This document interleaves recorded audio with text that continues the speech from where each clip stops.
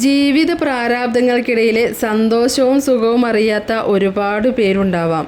മരണം പുൽകുന്നത് വരെയുള്ള ജീവിതത്തിനിടയിലെ നേർക്കാഴ്ചകളെ തള്ളി നീക്കാൻ ചിലപ്പോൾ പല വേഷങ്ങളും കെട്ടേണ്ടി വന്നേക്കാം.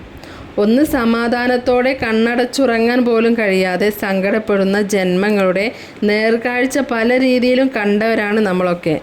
എല്ലാവരെയും സഹായിക്കണമെന്നൊക്കെ നമുക്ക് താല്പര്യമുണ്ടാവും.